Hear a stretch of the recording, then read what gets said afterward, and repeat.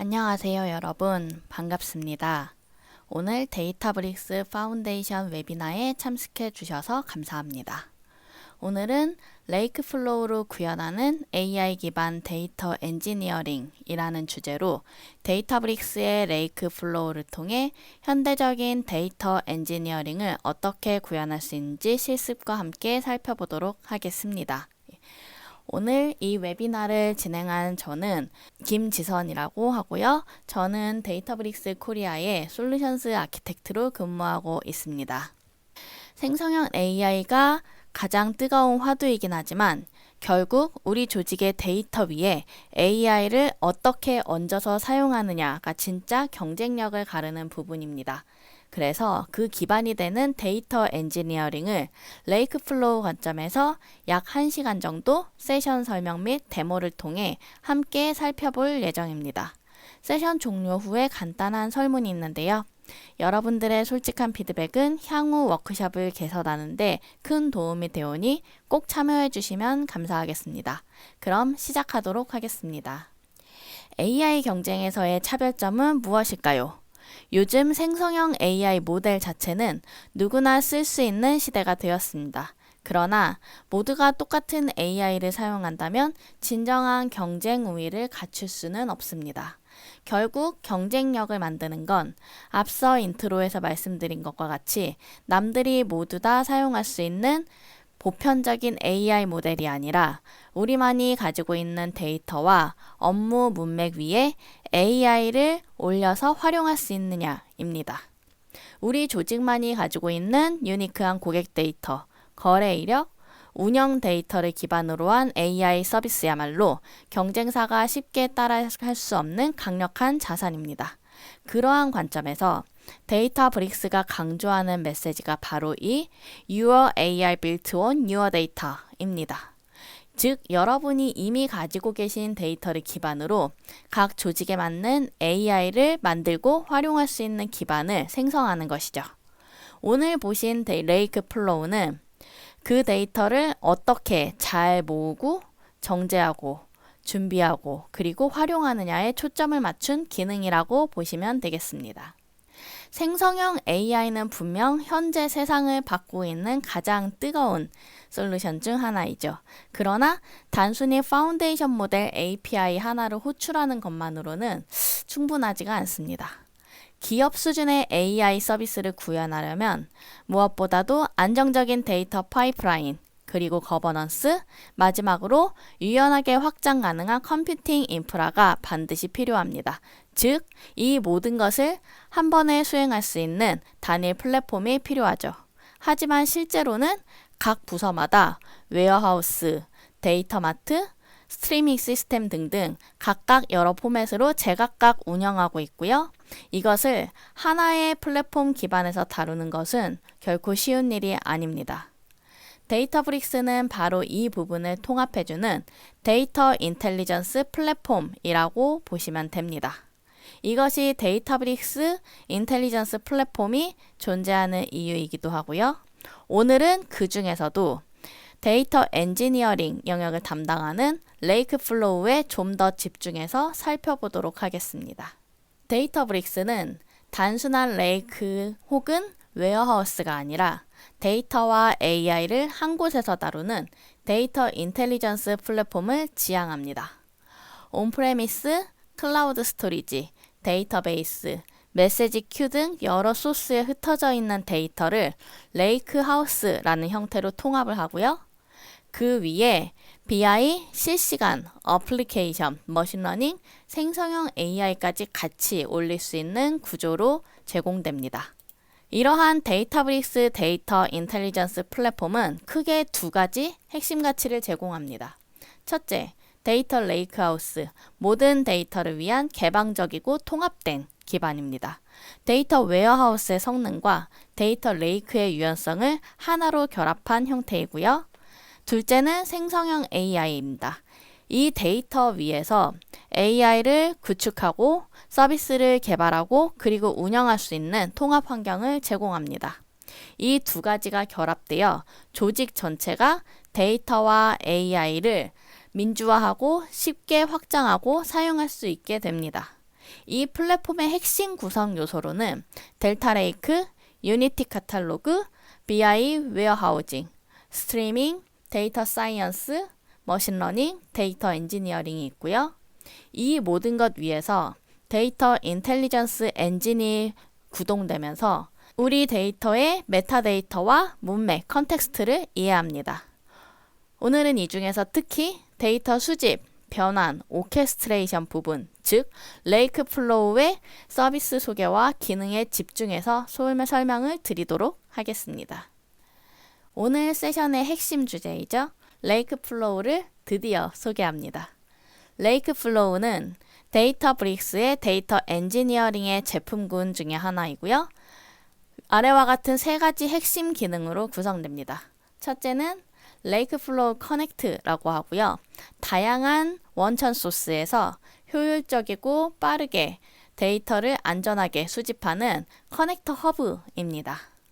둘째, 스팍 선언형 파이프라인입니다. 스팍 디클래러티브 파이프라인, 줄여서 SDP라고 부르고요. 선언형 방식으로 ETL 파이프라인을 구축하는 프레임워크이며 기존에 많이 사용하셨던 델타 라이브 테이블, 즉 DLT가 발전된 형태입니다. 셋째는 레이크 플로우 잡스, 즉 분석과 AI 워크로드를 위한 안정적인 오케스트레이션 엔진이고요. 각 선언되어 있는 파이프라인을 하나의 유기적인 흐름으로 모아서 하나의 작업으로 구동할 수 있도록 합니다.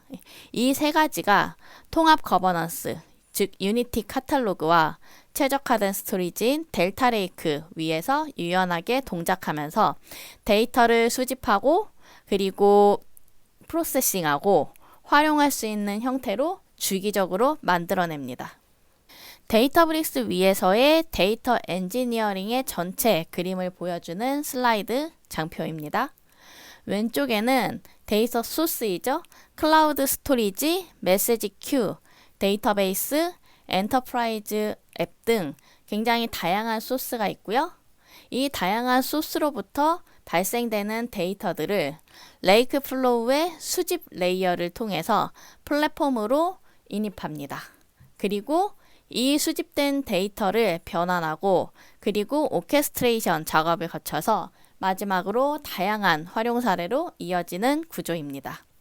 데이터 엔지니어링 관점에서 조금 더 살펴볼게요. 크게 세 가지의 축이 있습니다. 첫 번째는 다양한 데이터 소스에서 안전하고 효율적으로 데이터를 수집하는 것이고요. 두 번째는 수집된 데이터를 ETL 혹은 ELT 파이프라인으로 변환해서 브론즈, 실버, 골드 구조로 구성되어 있는 메달리온 아키텍처로 정리하는 것. 그리고 세 번째는 이 모든 수집과 메달리온 아키텍처 데이터 생성 과정을 안정적으로 오케스트레이션하는 부분입니다. 데이터브릭스 레이크 플로우는 이 세 가지를 하나의 플랫폼 안에서 통합하고 스트리밍과 배치, BI, 머신러닝, SQL 분석, AI, 실시간 어플리케이션, 그리고 데이터 공유까지 모두 이어질 수 있게 해주는 통합적인 역할을 합니다. 데이터 인텔리전스 엔진 기능들은 각각의 도구라기보다는 하나의 흐름으로 연결된 전체 데이터 엔지니어링의 경험이라고 이해하시면 좋겠습니다. 먼저 소개하는 레이크 플로우 잡스는 데이터브릭스 내에서 돌아가는 통합 오케스트레이션 레이어입니다. 많은 고객들이 작업 오케스트레이터나 사내 배치 스케줄러를 사용하다가 클러스터 관리나 데이터셋의 권한, 그리고 워크플로우의 권한, 그리고 모니터링 때문에 많은 어려움을 겪고 계셨는데요. 레이크 플로우 잡스에서는 노트북, 파이프라인, SQL, 스트리밍 작업까지 통합된 한 곳에서 관리할 수 있기 때문에 관리 및 권한, 모니터링에 대한 부담을 크게 줄일 수 있습니다. 그래서 데이터를 가져오고 변환하고 모델을 학습시키고 대시보드를 갱신하는 전체 서비스의 흐름을 하나의 잡으로 설계해서 신뢰도 높은 파이프라인을 만드는 데 초점을 두고 있습니다. 레이크 플로우 잡스는 데이터브룩스의 레이크하우스 플랫폼 위에서 유니티 카탈로그의 거버넌스와 델타 레이크의 안정적인 스토리지를 기반으로 동작하며 간편한 작성, 실행 가능한 인사이트, 그리고 검증된 안정성, 이 세 가지 핵심 가치를 제공합니다. 이러한 레이크플로우 잡스의 구성 요소를 조금 더 자세히 살펴보겠습니다. 잡은 데이터브릭스 워크플로우에서 오케스트레이션의 기본 단위이고요. 그 잡 안에는 여러 개의 단위 태스크가 들어갈 수 있습니다. 타스크로는 노트북 실행, 파이썬이나 자바스크립트, 그리고 SQL 쿼리, 파일, 델타 라이브 테이블 파이프라인, DBT, 스팍 서밋 등 이미 현재 많이 사용하고 계시는 친숙한 워크로드들을 그대로 사용하실 수가 있습니다. 이러한 태스크들을 순차 혹은 병렬 실행, 그리고 조건에 따라 run if 등으로 제어하실 수가 있고요. 하나의 잡을 또 다른 개별 잡의 태스크로 재사용하는 잡 as runner 태스크 패턴도 함께 지원하고 있습니다. 기존에 여러 군데 흩어져 있던 배치, 스트리밍 작업들을 잡 안에서 모듈형으로 설계하고 그리고 재사용할 수 있게 해주는 기능입니다. 그리고 트리거 방식 또한 다양한 방법을 지원하는데요. 가장 익숙하실 크롬 기반 스케줄인 예약 실행 뿐만 아니라 수동 실행, API 호출, 그리고 파일이 도착하거나 혹은 테이블이 변경됐을 때 그리고 스트리밍 연속 실행과 같은 특정 이벤트 기반의 트리거링 실행도 지원하고 있습니다. 예를 들어 매일 새벽 3시에 우리 회사의 KPI 집계를 실행하고 S3에 새로운 파일이 도착하면 그때마다 새로운 파일 내에 새로운 데이터를 증분식으로 처리해서 실버와 골드 테이블을 증분 데이터만 업데이트한다. 와 같은 패턴을 하나의 잡 안에서 연속된 스트리밍 작업으로 설계하실 수가 있습니다. 레이크플로우 잡스는 AI 작업과도 원활하게 통합됩니다. 데이터브릭스에서 호스팅되는 모든 모델을 활용할 수가 있고요. 잡 내 SQL 타스크를 통해서 배치 추론도 실행이 가능합니다. 예를 들어 데이터 처리 파이프라인 중간에 LLM 호출을 삽입하거나 처리가 완료된 데이터로 배치 추론을 실행하는 것이 단 몇 줄의 SQL 구문으로 가능합니다. 또한 SQL 태스크에서 AI 쿼리와 같은 함수를 사용하면 모델 호스팅 위치와 상관없이 AI 추론을 배치 파이프라인 내에 자연스럽게 추가할 수 있습니다. 이러한 기능들을 제공함으로써 데이터브릭스 잡스가 단순한 작업 스케줄러를 넘어서 AI 워크플로우 오케스트레이터의 역할을 수행하는 AI 기반의 워크플로우 서비스라고 보시면 되겠습니다. 이제 레이크플로우의 핵심 기능이죠. SDP, 즉 디클래러티브 파이프라인을 조금 더 상세히 살펴보도록 하겠습니다. 말씀드린 바와 같이 기존의 델타 라이브 테이블인 DLT로 알려진 제품의 발전된 형태이고요. 기존에는 ETL 파이프라인을 만들 때 스파 코드로 어떻게 처리할지를 굉장히 매우 구체적으로 작성을 해야만 했습니다. 반면에 SDP는 이 파이프라인을 통해서 어떤 데이터 결과를 얻고 싶은지 선언하는 방식으로 파이프라인을 정의할 수 있게 해주는 새로운 프레임워크입니다. 이렇게 단순히 얻고 싶은 결과, expectation result를 선언만 해두면 파이프라인을 실행하기 위한 인프라 레벨의 관리인 클러스터, 그리고 스케일링, 체크포인트, 장애복구와 같은 관리 부분은 데이터브릭스가 자동으로 관리를 해주고요. 데이터 엔지니어와 분석가는 이러한 도구를 어떻게 사용하는가 보다 실제 우리의 데이터에서 어떤 가치를 만들지에 조금 더 집중할 수 있게 됩니다. SDP의 핵심 가치는 4가지입니다. 첫 번째, ETL 개발 가속화. 선언형 방식으로 사용자가 만들어야 되는 코드의 양을 대폭 줄일 수 있습니다.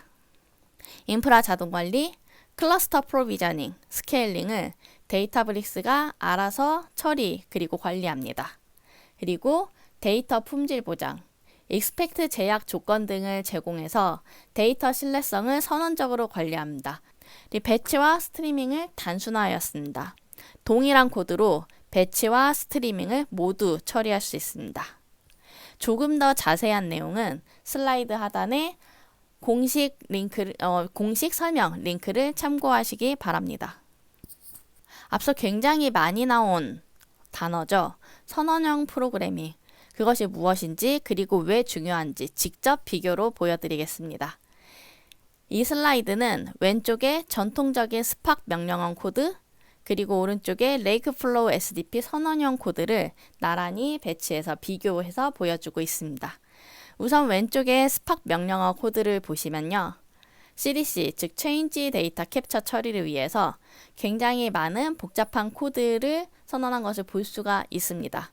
그리고 그룹 바이, 애그리게이션, 머지, 열마다 케이스 웬 조건 등 CDC 구현을 위한 세부적인 사항을 모두 직접 선언하고 구현하고 관리해야 했습니다. 반면 오른쪽의 SDP 선언형 코드를 볼까요? 이러한 CDC 데이터 파이프라인을 만드는데 단 5줄만 사용하면 됩니다. 소스에서 CDC를 읽어서 특정 타겟 테이블의 ID와 TS 기준으로 적용하라. 이렇게 해석할 수 있겠네요.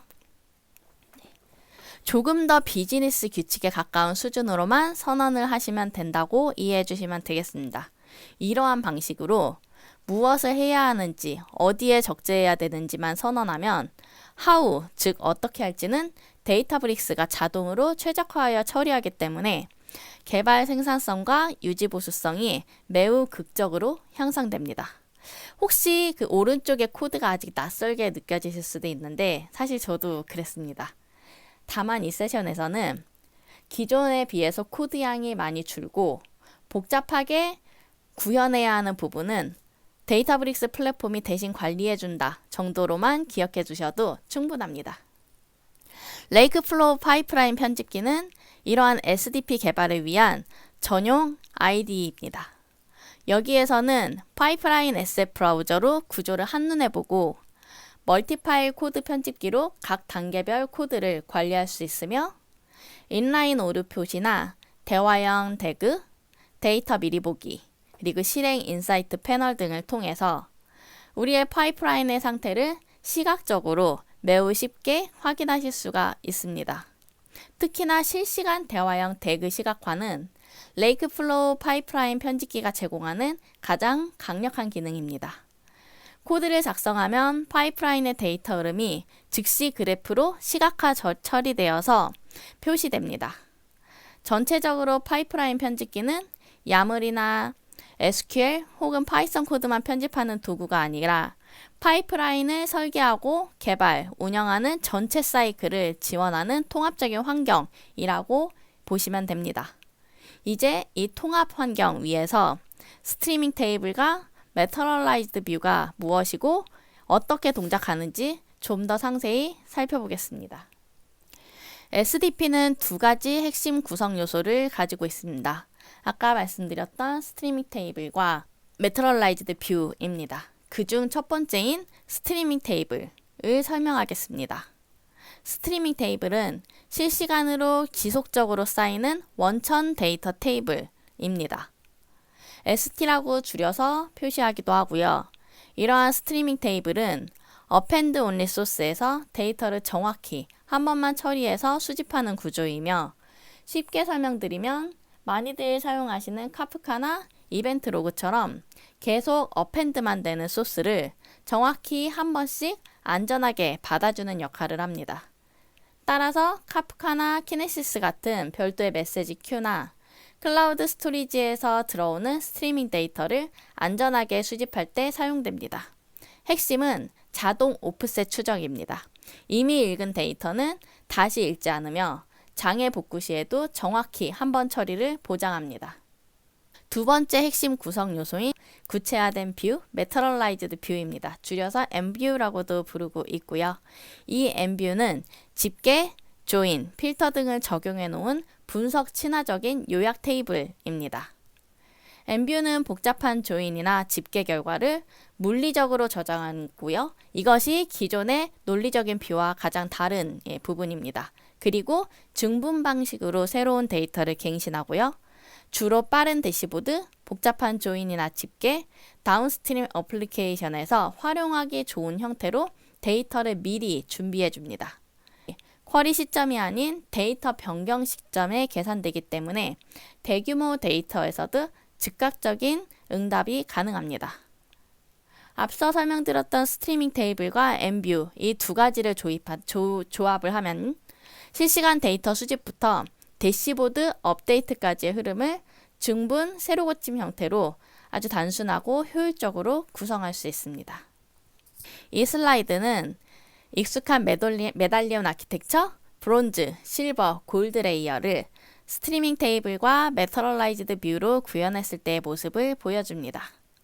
우선 브론즈 레이어에서는 카프카나 메시지버스에서 들어오는 원천 이벤트가 실시간으로 스트리밍 테이블로 적재되고요. 그리고 실버 레이어에서는 이를 정제, 조인한 엠뷰 형태로 고객 주문 데이터를 만들 수가 있습니다. 마지막으로 골드 레이어에서는 이 실버 데이터를 바탕으로 일별, 채널별, 캠페인별 집계로 엠뷰로 미리 만들어두고 BI 대시보드나 실시간 어플리케이션에서 바로 조회할 수 있도록 해당 데이터를 제공하는 구조입니다. 이 전체적인 흐름을 SQL 코드만으로도 선언적으로 정의할 수 있다는 것이 SDP의 핵심 강점입니다. 단순하고 쉽고 빠르게 구성할 수 있습니다. 결국 메시지 큐나 CDC 시스템에서 들어오는 실시간 데이터를 데이터 형태와 사용 패턴에 맞게 브론즈, 실버, 골드 구조로 자연스럽게 흘려보내줄 수 있게 하는 것이 스트리밍 테이블과 엠뷰의 조합입니다. 자, 그러면 앞서 보여드렸던 플로우가 실제 코드로 어떻게 동작하는지 보겠습니다. 여기에서 보시는 파이썬 예시는 SDP에서 스트리밍 테이블과 엠뷰를 어떻게 정의하는지 간단히 보여주는 코드입니다. 위쪽 DP 테이블로 정의된 함수는 카프카에서 스트리밍으로 데이터를 읽어와서 별도의 스트리밍 테이블을 생성하고요. 아래쪽 DP 메터럴라이즈드 뷰는 그 위에 올라가는 메터럴라이즈드 뷰를 정의합니다. 중요한 점은 카프카 파티션과 오프셋 관리와 같은 기존에 모두 구현해야 했던 복잡한 부분을 SDP가 대신 추적해주기 때문에 개발자는 어떤 토픽에서 어떤 스키마로 읽어서 어떻게 집계할지에 집중하면 된다는 점입니다.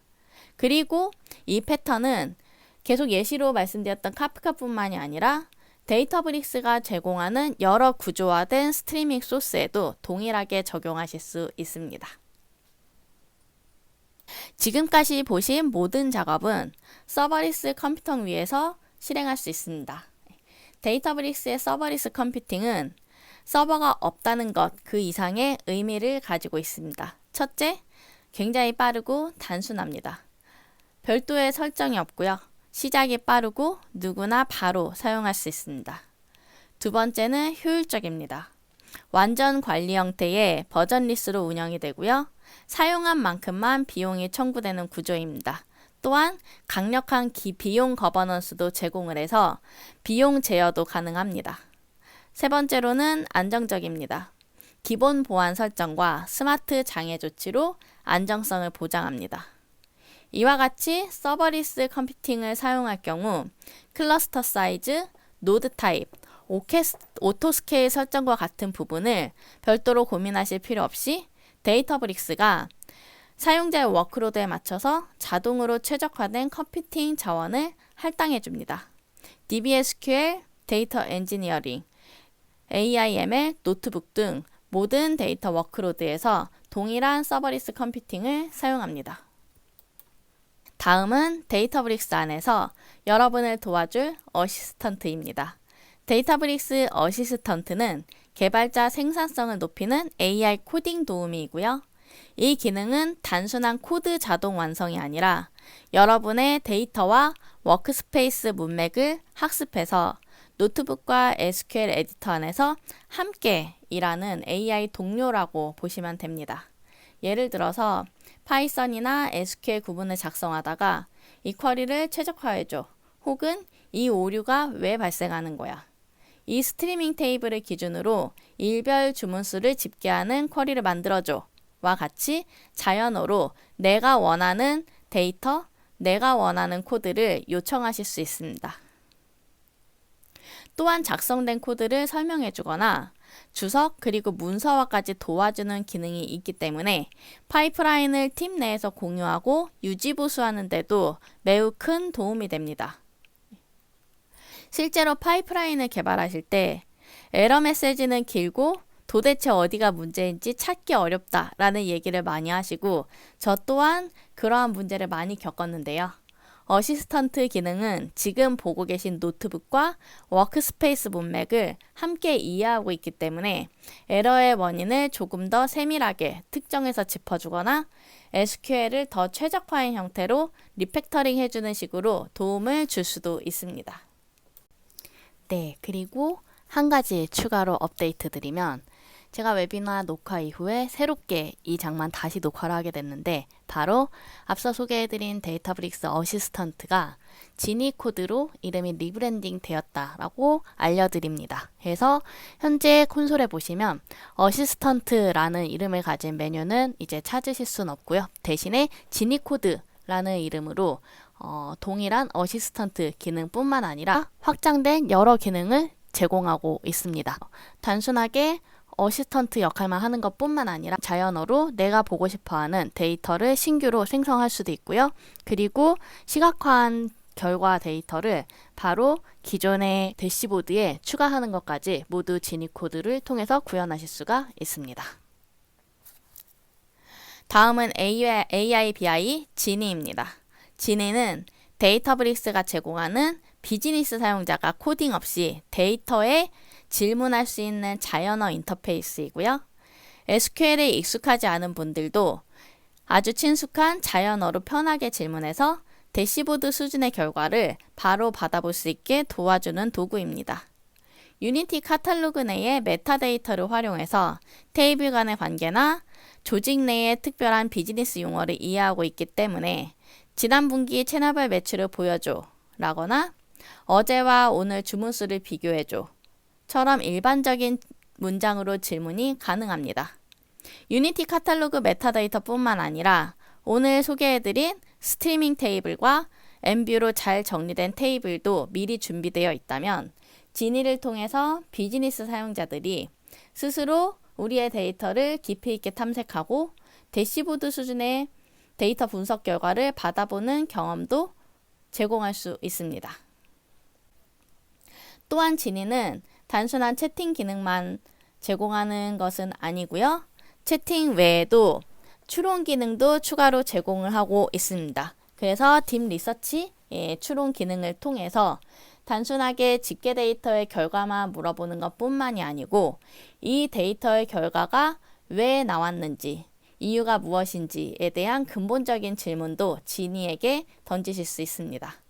결국 데이터 엔지니어링 팀이 만들어둔 파이프라인 위에서 조직 전체가 우리의 데이터와 AI 서비스를 더 쉽게 소비하도록 돕는 역할을 하는 것이 바로 지니 서비스입니다.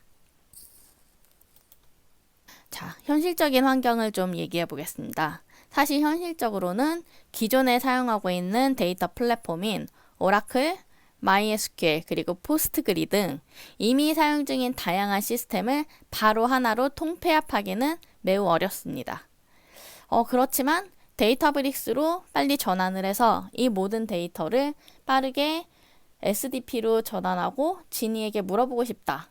그러나 이 기존 시스템들을 마이그레이션 하는 것은 너무 힘들 것 같다.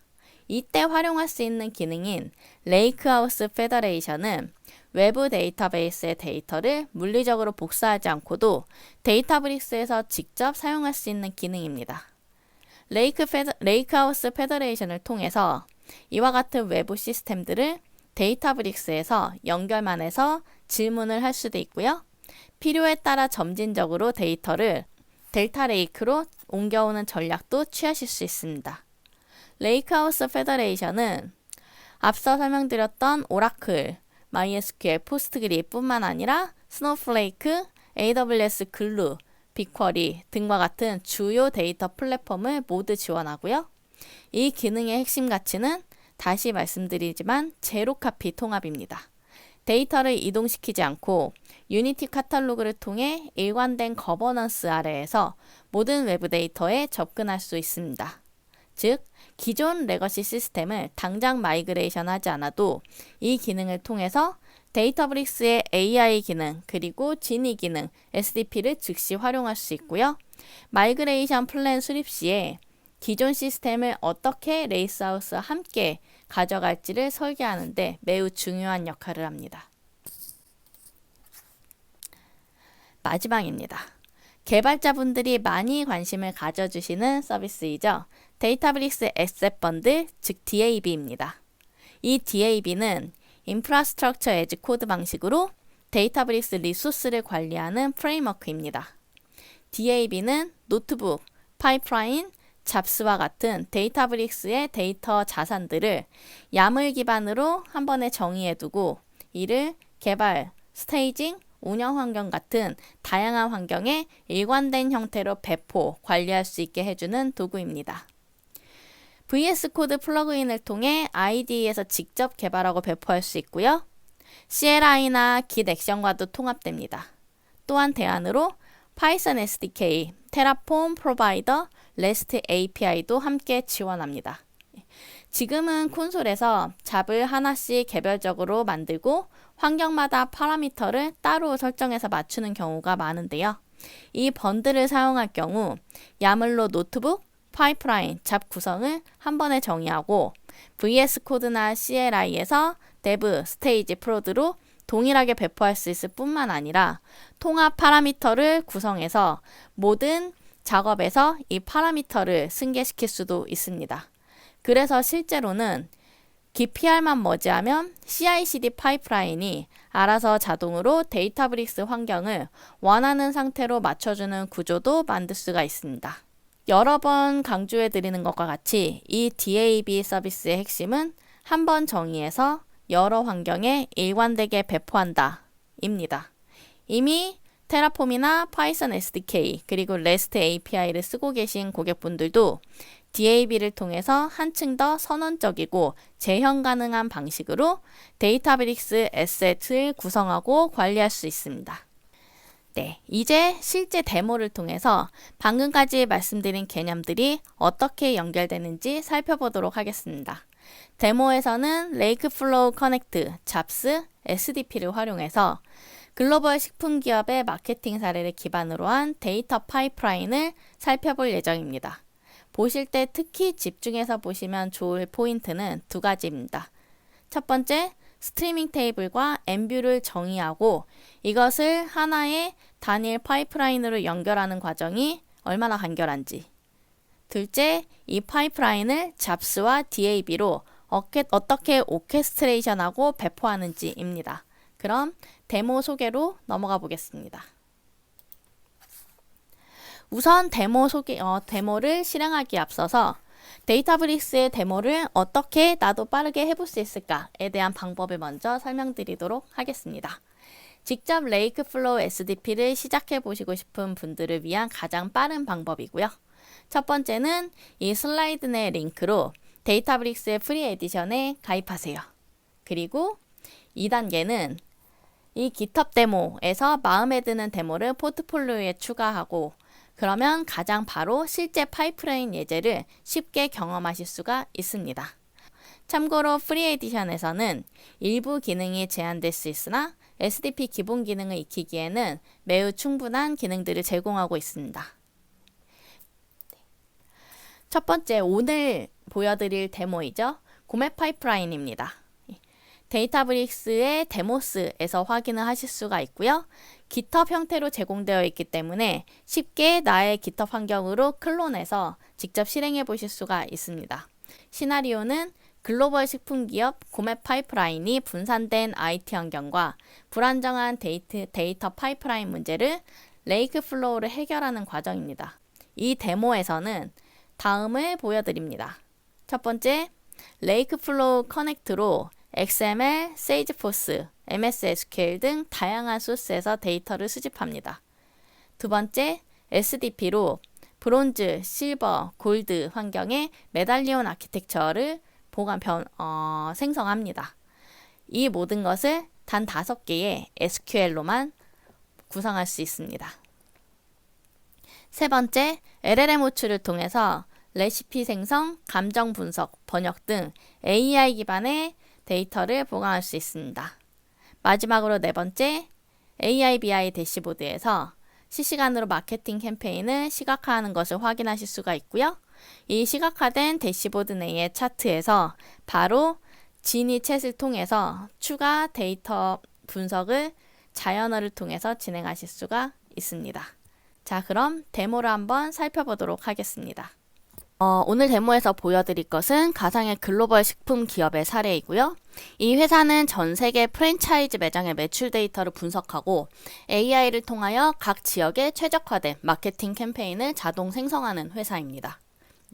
오늘 데모에서는 레이크플로우가 앞서 말씀드렸던 이 회사의 여러 이제 그 기존 파이프라인의 문제를 어떻게 해결하는지 보여드릴 예정입니다. 크게 세 파트로 진행이 될 예정이고요.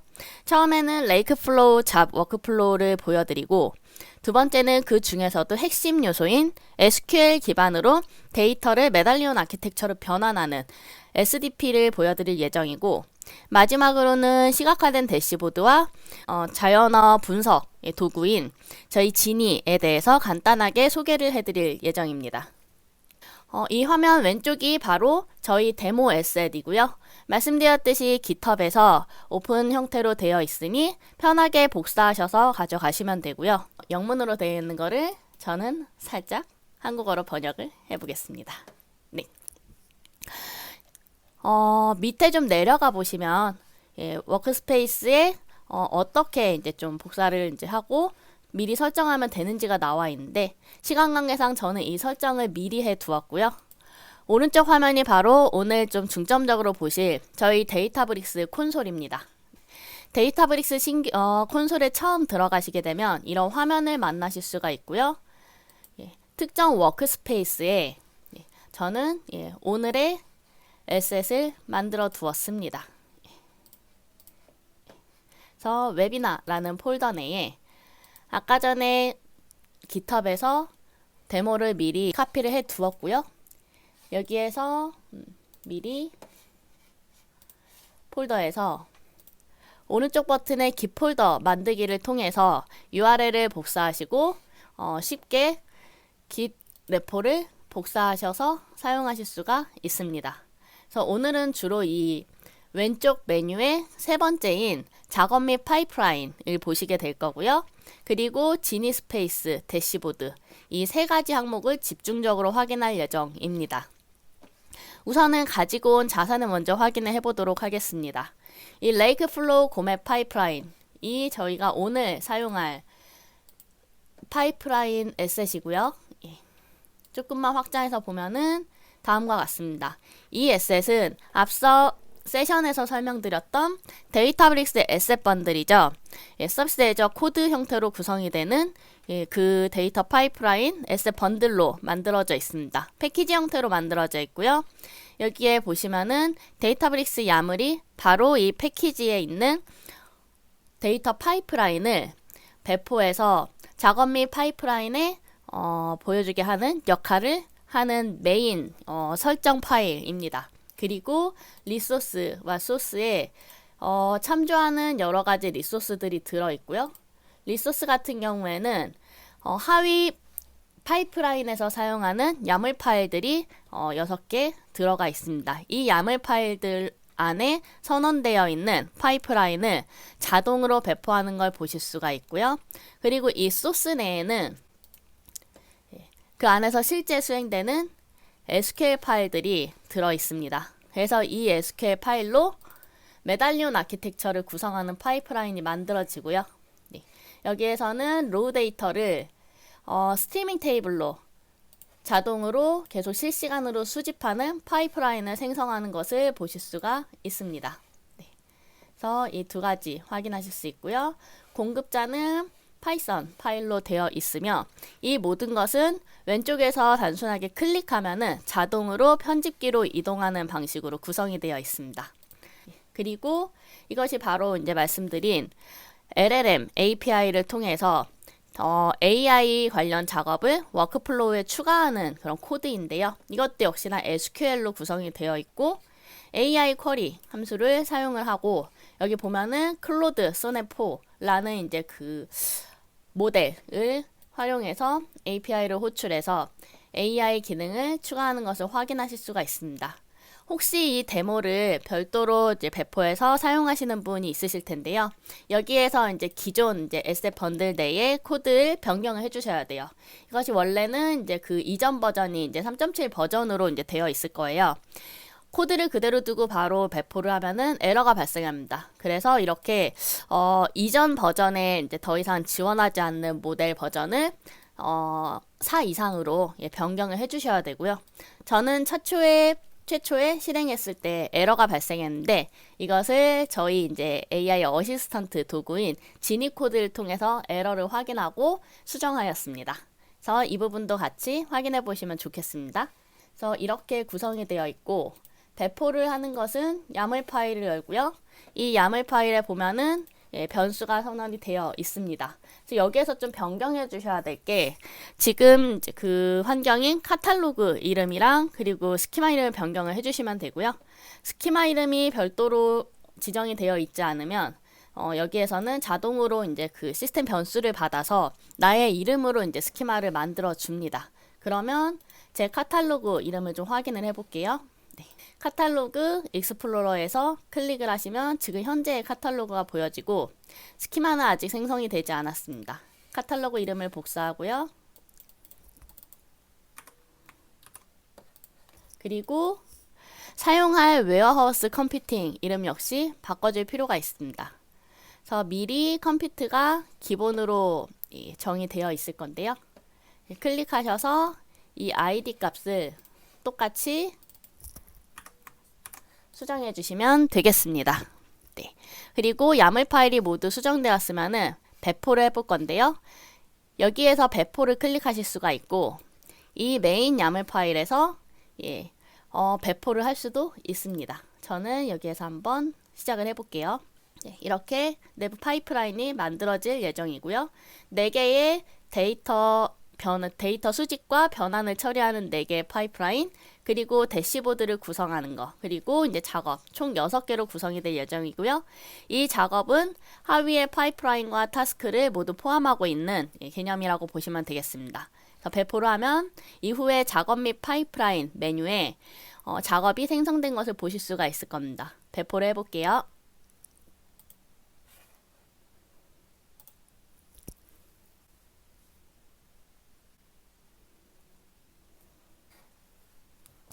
네, 굉장히 빠르게 배포가 되었습니다. 그러면 작업 파이프라인으로 넘어가서 보면 이렇게 새롭게 파이프라인과 작업이 생성이 되었고요. 모두 볼 수도 있고 작업과 파이프라인만 별도로 오브젝트별로 확인하실 수도 있고, 그리고 파이프라인 유형도 이렇게 확인하실 수가 있고요. 내가 소유한 거다 혹은 다른 사람이 만들었어도 내가 잡을 액세스가 가능하면은 이렇게 별도로 이제 좀 필터링을 걸어서 확인할 수 있습니다. 이 작업 파이프라인 환경에서 첫 번째 작업 파이프라인 탭에서는 이렇게 기존에 만들어져 있는 작업 파이프라인이 보여지고요. 두 번째는 이제 실행이라는 히스토리, 작업이 실행된 히스토리를 보여주는 화면입니다. 여기에서는 현재 작업을 배포해서 생성만 했지 아직 실행을 하지 않았기 때문에 실행 기록이 아직 보이지 않는 것을 확인하실 수가 있고요. 다시 작업 및 파이프라인 탭으로 돌아가서 만들어져 있는 작업을 확인을 하려고 하면 처음 작업을 새로 만들어서 배포를 하게 되면 이렇게 작업이 보이지가 않습니다. 한번 실행을 최초로 하게 되면 이후에 실행 기록도 남게 되고요. 그리고 이 태스크라는 곳에 이렇게 실제로 시각화가 보여지고 이 시각화별로 왼쪽에서 오른쪽으로 실행한 내역들이 보여지게 됩니다. 지금 현재는 시각화만 보여지고 아직 실행 기록이 없죠? 조금만 살펴볼게요. 구성을 좀 살펴보면 아까 전에 저희가 배포했었던 파이프라인의 구성, 전체 구성을 보실 수가 있고요. 이 3개 파이프라인들은 아까 보셨던 원천 데이터들 3개를 수집을 하는 스트리밍 파이프라인이라고 보시면 되겠습니다. 3개가 같은 라인에 동일하게 구성이 되어 있죠. 소스 3개를 같이 병렬로 수집을 하는 거 확인하실 수가 있고요. 스트리밍 테이블로 선언해서 스트리밍 파이프라인을 생성하게 되면 이후에 한번 실행했을 때 계속 이제 실행이 되면서 거의 실시간으로 변경된 데이터를 가져오게 됩니다. 그래서 이렇게 세 개가 병렬 처리되면서 동시에 스트리밍 데이터를 각자 가지고 오게 되고요. 이후에 이 수집된 스트리밍 데이터를 가지고 ETL 파이프라인을 만들게 되고, 그 다음에 ETL 파이프라인에서 만들어진 메달리온 아키텍처 기반으로 이 데이터에 추가적으로 AI 작업을 하게 됩니다. 이것은 분기문이고요. 파라미터 오른쪽에 보시면 이 작업의 세부 정보들과 파라미터들을 확인하실 수가 있는데, 작업 세부 정보와 그리고 작업 파라미터를 보시면 여기에서 이 작업에서 전체적으로 사용하는 공통 파라미터를 보실 수가 있습니다.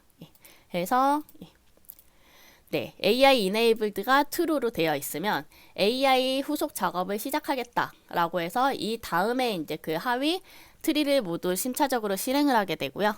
만약에 이게 뭐 제약사항이나 금융권 같은 곳에서는 AI 사용이 조금 이렇게 그 정책적으로 제약이 될 수가 있어요. 이런 환경에서는 펄스로 처리하고 AI 작업 이후는 처리하지 않아서 앞단에 메달리온 아키텍처를 구성하는 일반 파이프라인까지는 정상적으로 실행할 수 있도록 분기 처리를 해주는 역할을 하고 있습니다. 그래서 이걸 지나고 나면은 다음에 이제 그 클로드 LLM을 통해서 뉴 레시피를 만들게 되고요. AI가 그러면은 각 지역별 그리고 각 레스토랑별로 맞춤형으로 마케팅 문구를 만들어주게 됩니다. 그래서 마케팅 문구를 만들고 나서 이후에는 감정 분석을 위한 별도의 이제 그 텍스트 분류 작업을 하고요.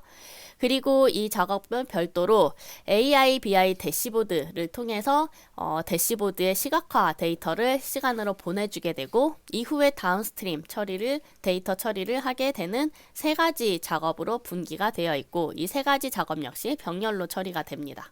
그래서 전체적으로 확인할 수가 있고요. 일단은 실행을 한번 해볼까요? 네. 실행을 하겠습니다. 실행을 하게 되면 이렇게 실행 현황 창이 보여지게 되고요. 순차적으로 아까 트리 모양으로 살펴보았던 각 작업들이 순서대로 리스트 형태로 나열이 되고, 실행이 되었음을 확인하는 것은 이렇게 녹색불이 켜지는 걸로 확인할 수 있고요. 이후에 까만색으로 된 것은 이후에 처리가 되거나 혹은 처리를 스킵하는 그런 이제 실행하지 않는 혹은 아직 실행되지 않은 작업으로 이해를 하시면 되겠습니다. 지금 현재 말씀드린 것과 같이 원천 데이터를 스트리밍으로 처리하는 작업 3개가 동시에 실행이 된 것을 확인하실 수가 있고요. 작업이 완료가 되면은 이렇게 진한 녹색으로 바뀌는 걸 확인하실 수가 있습니다. 완료된 작업을 먼저 좀 확인을 해볼게요. 클릭하면은 완료 작업에 대한 결과를 상세하게 보실 수가 있고요. 구체화된 뷰, 메터럴라이즈드 뷰를 만드는 작업으로 보여지고, 성능도 별도로 확인하실 수가 있어요. 그래서 여기서 실행된 쿼리 성능을 상세하게 프로파일러로 확인할 수가 있고요. 조금 더 복잡한 작업이라면 이 쿼리를 순차적으로 이제 실행된 걸 확인하시면서 동시에 어느 구간이 병목이었는지도 확인할 수가 있습니다. 그래서 프로파일러 좀 더 살펴보면 이 쿼리 내부에서 실행되는 각각의 이제 타스크가 보여지고요. 아래에서 위쪽으로 실행 순서대로 보여집니다. 그래서 각각의 이제 소요 시간 순으로 보여지고, 메모리 피크로 보면은 메모리 리소스를 사용한 이제 총량으로 보여지는데, 어떤 작업이 가장 오래 실행됐는지, 그리고 어떤 작업이 가장 리소스를 많이 사용했는지, 그리고 처리된 데이터 행수에 따라서 좀 확인을 할 수가 있습니다. 그리고 쿼리에 대한 최장 기록도 확인할 수가 있어서 말씀드린 대로 여기에서 병목 작업을 확인하시고 필요할 경우에는 튜닝을 진행하실 수가 있게 되죠. 네. 총 8분 21초에 걸쳐서 전체 파이프라인이 실행된 것을 확인할 수가 있습니다. 말씀드린 대로 모든 작업이 완료가 되면 이렇게 진한 녹색으로 아이콘 색깔이 바뀌게 되고요. 각각 보면은 이제 상태가 성공이고 얼마나 걸렸는지 각 하위 작업들을 확인할 수 있고, AI 분기에서 이제 그 스킵된 것도 확인할 수가 있죠. 네. 각 실행 기록을 클릭을 하면은 아까 전에 이제 보셨던 그런 이제 시각화에서 전체적으로 녹색으로 실행이 된 거 확인하실 수가 있고요. 여기에서 개별 항목을 클릭하면 개별 항목의 내부에서 이제 그 실행된 파이프라인 타스크들을 다시 볼 수가 있습니다. 제가 조금 전에 클릭한 고메 파이프라인은 메달리온 아키텍처를 구성하는 그런 이렇게 그 메인 영역이고요. 총 5개의 이제 항목으로 구성이 되어 있고 모든 게 각각 SQL 파일과 연결이 되어 있습니다. 그래서 스트리밍 테이블을 통해서 플래그십 로케이션이라는 실버 레이어를 만들고 그 이후에 골드 탑5 매출을 이제 그 집계하는 골드 테이블을 만드는 것을 확인하실 수가 있습니다. 네, 그러면 한번 이 작업이 어떻게 처리되어 있는지 확인해 볼게요. 토탈 세일즈와 디스트릭트, 시티, 컨트리, 서플라이 아이디라는 데이터를 만들어내고 그리고 성능을 조금 더 확인해 보도록 하겠습니다. 네, 이건 좀 복잡해서 굉장히 재미있는 성능이 보일 것 같아요. 네. 실제 실행은 4초 968m초 걸렸고요. 쿼리 텍스트는 다음과 같습니다. 매터럴라이즈드 뷰를 선언을 한 것 같아요. 네. 그래서 그리고 실제 이제 그 실행 기록이 이렇게 길게 좀 확인이 됩니다. 그래서 아까 전에 이제 그 로우 데이터 집계하실 때와 동일하게 소요 시간별로 지금은 보여지고 어떤 작업이 리소스를 가장 많이 썼는지 클릭했을 때 셔플 부분에서 가장 이제 그 메모리 리소스를 많이 사용했네요. 그리고 각 작업별로 몇 개의 이제 행위 영향을 받았는지 볼 수 있고요. 총 46개의 이제 그 로우가 만들어진 것으로 보여집니다. 그래서 앞단에 조인 전에 원본 데이터도 확인할 수가 있고요. 그래서 ETL 파이프라인이 어떤 작업을 처리하는지 확인할 수 있었고요. 네. 이렇게 클릭을 하게 되면은 각각의 항목에 파일이 나오게 되고 번들 컨피그 스키마에서는 이 전체 파이프라인의 스키마를 확인할 수가 있습니다. 그래서 고메 워크플로우 메인이 나오고 하위로 어떤 타스크들이 있는지 코드로 확인하실 수가 있고요. 그러면 워크스페이스에서 한번 확인을 해볼게요. 브론즈, 실버, 골드에서 사용한 쿼리를 보실 수 있고 아까 병목이 발생했었던 플래그십 로케이션을 보면 2개의 로우 데이터를 조인해서 하나의 매터럴라이즈드 뷰로 만드는 것을 확인하실 수가 있습니다. 이렇게 코드상에서 확인하고 코드에서 수정하고 바로 다시 배포가 가능하고요. 만약에 이제 실버 레이어에 추가로 이제 그 단계를 하나 더 만들겠다라고 하면은 여기에서 만들기에서 쿼리를 하나 추가하시고 새로운 매터럴라이즈드 뷰나 혹은 이제 그 테이블 만드는 거를 선언하시고 배포하시면 보셨던 파이프라인의 ETL 파이프라인에서 아마도 여기 하나의 타스크가 추가가 되겠죠. 네, 이렇게 관리를 하실 수가 있습니다. 하나 더 조금 눈여겨보실 만한 부분은 작업 및 파이프라인에서 오른쪽에 작업 세부 정보인데요. 여기에서 보시면 성능 최적화라는 것이 있습니다. 2가지 모드를 지원하는데 첫 번째 성능 최적화 모드, 두 번째는 스탠다드 모드인 표준 모드입니다. 첫 번째 성능 최적화 모드로 동작하면 가장 빠르게 고성능으로 이 작업이 우선 이제 실행이 되고요. 표준 모드라면은 비용 효율적으로 처리가 됩니다. 그래서 2가지 이제 그 전략을 병행하실 수가 있어요. 특정 타스크가 조금 이제 온타임으로 빠르게 이제 데이터가 제공이 되어야 한다라고 하면은 기본인 성능 최적화 모드를 유지하시면 되고요. 조금 더 늦어도 되거나 혹은 굉장히 경량화된 작업이다라고 한다면 표준 모드를 설정하셔서 조금 더 비용 효율적으로 작업을 구상하실 수가 있습니다. 그리고 각 테이블은 리니지를 확인할 수가 있고요. 여기에서 한번 테이블들을 확인해 보겠습니다. 클릭을 하면은 바로 유니티 카탈로그에 테이블로 이동을 하게 되고요. 각 테이블의 속성을 확인할 수가 있게 되고 샘플 데이터도 확인할 수 있어요. 여기에서 저희가 리니지를 좀 확인하도록 하겠습니다. 클릭을 하면은 다운스트림과 업스트림별로 이 데이터가 어디에서 왔는지 확인할 수가 있는데요. 리스트로 나온 것보다 조금 더 가독성 있는 그래프로도 만들 수가 있습니다. 보시면은 다음과 같이 그래프로 이 아이의 예전 부모 그리고 이후에 파생되는 이제 그 하위 테이블들을 모두 확인하실 수가 있고요. 옆에 확장을 하려면 플러스 버튼을 클릭해서 가장 원천 데이터까지 확인을 하실 수가 있고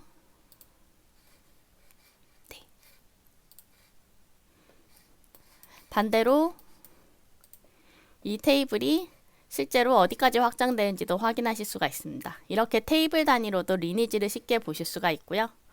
이 리니지는 테이블 단위뿐만 아니라 이렇게 컬럼 단위로도 확인이 가능합니다.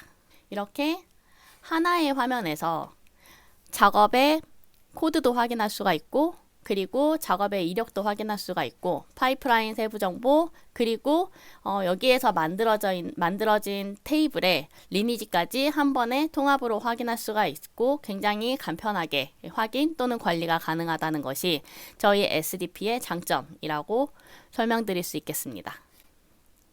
그럼 대시보드 항목으로 다시 넘어가 보겠습니다. 앞서서 말씀드렸던 대시보드가 아주 예쁘게 이제 보여졌는데요. 이 대시보드 같은 경우에는 마지막에 그 스트리밍 테이블을 기반으로 실시간으로 이제 데이터를 만들고요.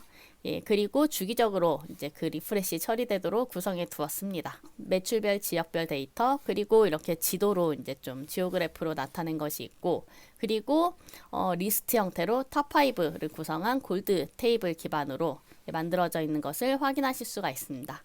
여기에서 사용자가 이런 그 결과 데이터를 보고 자연어로 여기에서 뭐 호놀룰루 이제 시티의 세일즈 데이터를 보고 이 20.45%가 각각의 어떤 매장에서 발생한 매출인지 세부적으로 보고 싶다. 다운스트림을 보고 싶다라고 한다면 지니, 여기 나오는 이제 지니를 버튼을 클릭해서 질문을 하실 수도 있습니다. 네, 그럼 대시보드에서 실제 지니에 질문하는 데모를 보여드리도록 하겠습니다. 저는 지니의 응답 속도 개선을 위해서 약간의 지니 스페이스 최적화 작업을 진행했는데요. 보면은 지침이라고 있고요. 지니 스페이스 내에 텍스트로 응답에 대한 지침을 미리 이렇게 지정할 수도 있고요. 그리고 자주 사용하는 SQL 쿼리도 미리 저장을 해 놓으면 좀 더 빠른 응답 속도를 보장하게 됩니다. 그래서 다시 대시보드로 돌아가 보겠습니다. 여기에서 하나 질문을 해볼게요. 네. 마케팅 캠페인을 이제 새로 만들어서 LLM 이제 클로드가 신규 매장에 맞는 레시피를 추천을 해줬죠. 그러면은 이것에 대한 결과를 한번 볼까요? 탑 매장의 LLM 신메뉴 감정 분석 결과는 이라고 한국어로 질문을 해보겠습니다. 네, 처리가 완료됐고 조금만 화면을 키워볼게요. 네, 신메뉴 감정 분석 결과입니다. 5개 매장 모두 긍정적으로 나타난 것을 확인할 수가 있고요. 그리고 주요 발견사항도 정리를 해줬죠. 상위 매출 모두 긍정적인 걸 기록했고 평균 매출 보여주고요. 이렇게 답이 나왔습니다. 여기에서 추가적으로 팔로업 분석을 진행할 수도 있고요. 만약에 이 답변을 이용했다면 이렇게 썸즈업으로 피드백을 주면은 지니가 조금 더 정교화된 답변을 만들어내는데 큰 도움이 됩니다. 이 결과 자료는 PDF로도 다운로드가 가능하고요.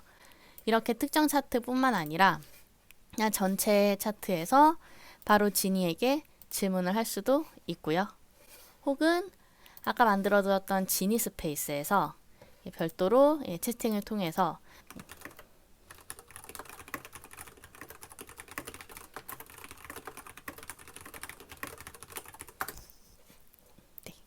별도로 이렇게 분석을 진행할 수도 있습니다. 그래서 그냥 매장 사이즈별 매출 규모를 비교해줘 라고 바로 후속 이제 그 추천하는 팔로업 질문들을 클릭할 수도 있고요. 그러면 바로 이렇게 후속 분석이 가능합니다. 예비 결과도 미리 볼 수가 있고요. 이 결과에 대해서는 코드 표시하면은 이렇게 SQL 구문으로 변경해 주기도 합니다. 지금은 시각화 처리를 하고 있기 때문에 조금 검사가 늦는 것 같고요. 일반 플레인 데이터는 여기에서 확인도 가능합니다. 네, 그렇죠. 분석이 시각화와 함께 나왔네요. 사이즈가 아무래도 큰 매장이 제일 높고요. 그리고 매장 사이즈별 매출 비교까지 나와서 굉장히 유용한 리포트를 확인을 할 수가 있었습니다. 이렇게 진위로 자연어 분석까지 확인해 보았습니다. 네, 마무리하도록 하겠습니다. 지금까지 고급 식품 파이프라인을 위한 마케팅 데모 시연을 보셨고요. 이 데모에 대한 자세한 안내와 그리고 직접 해보실 수 있는 GitHub 레포는 여기 슬라이드 내에 링크를 통해서 확인하실 수가 있습니다. 그리고 또한 블로그도 하나 좀 소개를 해드리고 싶습니다. 아파치 카프카를 데이터 소스로 활용하는 SDP 구현 예제를 블로그와 GitHub 레포로 공개를 하였고요. 이 예제에서는 카프카에서 스트리밍 테이블로 데이터로 수집하고 엠뷰로 집계하는 전체 과정을 다루고 있습니다. 데이터브릭스 어시스턴트로 코드를 작성하고요. AIBI 진위로 자연어 쿼리까지 사용하는 엔드투엔드 워크플로우를 담고 있습니다. 블로그 링크와 GitHub 레포는 안에 링크를 참조로 하시면 되겠습니다. 제가 준비한 자료는 여기까지입니다. 긴 시간 경청해 주셔서 대단히 감사드리며 오늘 이 웨비나가 여러분들의 데이터 파이프라인을 현대화하는 여정에 기여할 수 있다면 더없이 기쁘겠습니다. 감사합니다.